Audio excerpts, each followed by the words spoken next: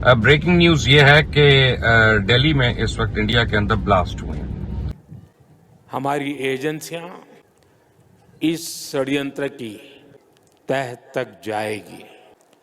इसके पीछे के षड्यंत्रकारियों को बख्शा नहीं जाएगा। All those responsible will be brought to justice. Bharat के दारुल हुकूमत नई दिल्ली में होने वाले धमाके के बाद इस वक्त सूरत हाल तशवीशनाक है और मामला खतरनाक रुख इख्तियार कर गया है। पाकिस्तान ने भी एक नया नोटम जारी कर दिया है। लाहौर की एयर स्पेस बंद करने का फैसला। आज नवंबर की 11 तारीख और ये रात जो कुछ हुआ, बहुत टेंस रात ये गुजरी है और इसकी वजह यह है कि दिल्ली में जो कार बम धमाका हुआ है और पाकिस्तान ने इसी दौरान लाहौर, सियालकोट और कसूर बॉर्डर के लिए फ़ज़ाई हदूद बंद की है। इस धमाके को बिहार इलेक्शन के पहले मरहले से भी जोड़ा जा रहा है। हेलो दोस्तों, स्वागत है आप सभी का एपी ज्ञान चैनल पे। तो फ्रेंड्स, आइए देखते हैं पाकिस्तानी मीडिया की लेटेस्ट वीडियो। तो दोस्तों, जैसा कि आप जानते हैं कि दिल्ली के अंदर लाल किला के पास जो कार के अंदर ब्लास्ट हुआ, जिसमें एक तरफ जहाँ पे भारत की एजेंसियाँ इसके ऊपर ऑलरेडी काम कर रही है और इनफैक्ट खबरों से ये पता चल रहा है कि लाल किला कार ब्लास्ट से पहले ही भारत की एजेंसियों की नज़र इस पे आ गई थी और इसीलिए न सिर्फ जम्मू कश्मीर के अंदर बल्कि उत्तर प्रदेश के इलाके में भी कई जगह छापे पड़े, जिसमें ऑलरेडी कई लोग पकड़े जा चुके हैं और उनसे पूछताछ भी की जा रही है। फिर ये दिल्ली कार ब्लास्ट हुआ। अब इसके ऊपर बात करें, भारत के अंदर बैठे कुछ लोग और पाकिस्तानी मीडिया का जो सुर है, यानी जो बात करने का तरीका है, बिल्कुल एक ही टोन लगता है और उनका रटा रटाया जो इल्ज़ाम है कि यह तो मोदी सरकार ने बिहार इलेक्शन जीतने के लिए करवाया है। यानी ये हद हो गई इलॉजिकल माइंडसेट की। और सबसे बड़ी बात तो ये कि जब से भारत के अंदर मोदी की गवर्नमेंट आई है, बीजेपी की गवर्नमेंट आई है, तब से ही भारत के अंदर आतंकी ब्लास्ट की संख्या लगभग ना के बराबर हो गई है, अगर देखें पिछले 15 साल के इतिहास को। नहीं तो उससे पहले आप में से बहुत से लोग जानते होंगे कि आए दिन भारत के किसी न किसी शहर में ब्लास्ट होते रहते थे और इनफैक्ट एक समय ऐसा था कि मार्केट में भीड़ भाड़ इलाकों में भी जाने से डर लगता था। और ये मोदी गवर्नमेंट की ही कामयाबी है कि भारत में जो आतंकी ब्लास्ट है वो रुके थे।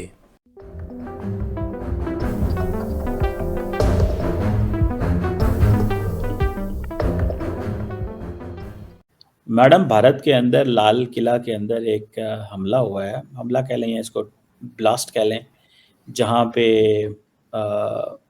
कुछ लोगों की 8-10 लोगों की जान चली गई है।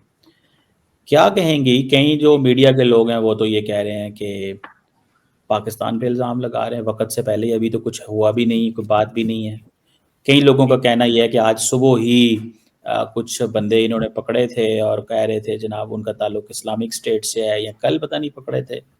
एक जर्नलिस्ट है, उसका मुझे नाम भूल गया, उसने कहा जी कि आज 2900 किलोग्राम जो है एक्सप्लोसिव मिला है, जो एक छोटे से गांव फरीदाबाद हरियाणा में था और पाकिस्तानी टेरर कैंप जैश-ए-मोहम्मद जो है उसकी एक कॉन्स्पिरेसी थी। ठीक है, द पॉइंट इज क्लियर कि आप देखें ना, वो इमीडिएटली नाम ले रहे हैं। आज की बात है, ये एनडीटीवी पे मैं देख रहा था। द पॉइंट इज कि अब वो इंडिया के अंदर है 2900 केजी पाकिस्तान से मूव कराना, 3000 kilo material, 3000 kilo material Pakistan से मूव कराना, इंडिया को नहीं पता चला कैसे मूव करा है और उन्होंने सीधा पाकिस्तान की एक ग्रुप का नाम ले लिया।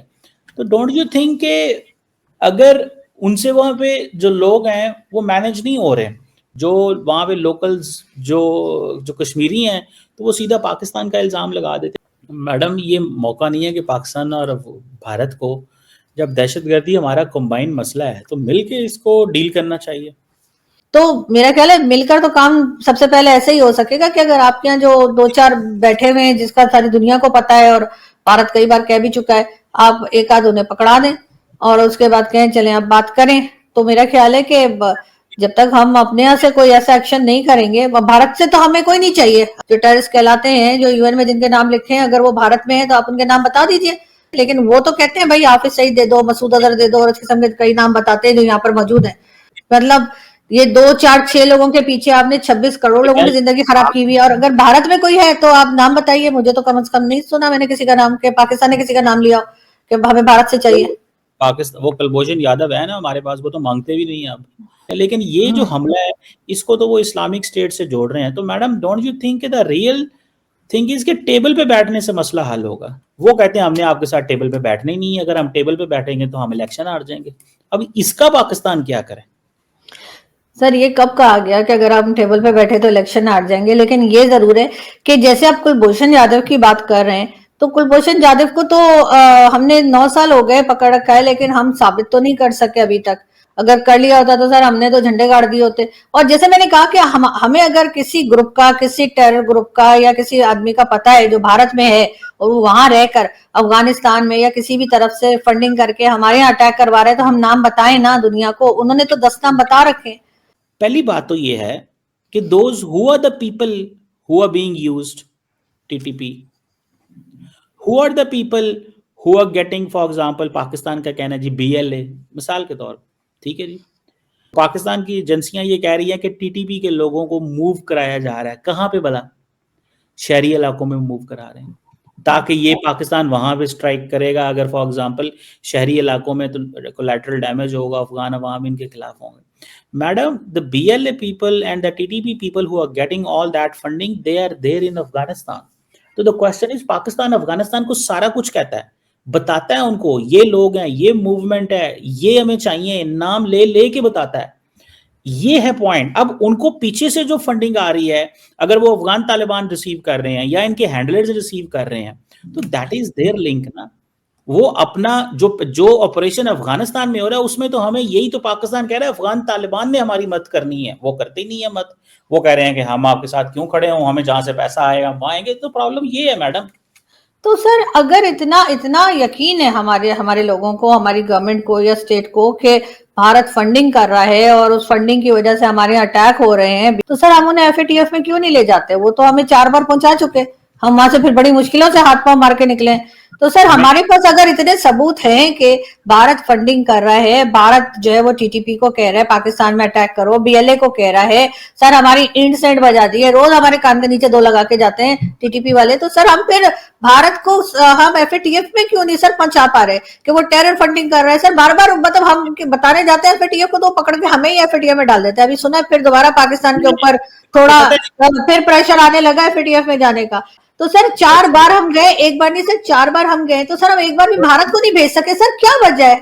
मैं बताता हूँ। दरअसल आपको प्रोसीजर का पता होता है ना तो ज्यादा बेहतर रहते हैं। प्रोसीजर ये होता है कि आपको इंडिया एफएटीएफ में नहीं लेके जा सकता। इंडिया तो अभी भी कोशिश कर रहा है जब से पाकिस्तान निकला है। वो अमेरिकन ने डाला था। द रीजन बिहाइंड इज कि अमेरिका का ज्यादा क्लाउड था। अमेरिका क्यों डालता था? अमेरिका डालता था बिकॉज जब उनकी तालिबान से डील नहीं होती थी, चीजें नहीं होती थी, हमारे साथ मसले मसाइल रहते थे, तो हमें वो टेंशन, वो हमें फिक्स करने के लिए हमें डिफरेंट चोक पॉइंट से पकड़ते थे वो। तो दैट वाज द पॉइंट।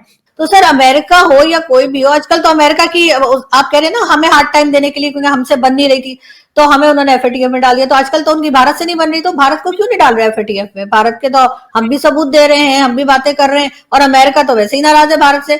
उन्हें तो चाहिए कि पहली फुर्सत में उनको एफएटीएफ में डालें। सर फिर ऐसा कैसे? सर मुझे समझ नहीं आ रही ऐसा क्यों होता है।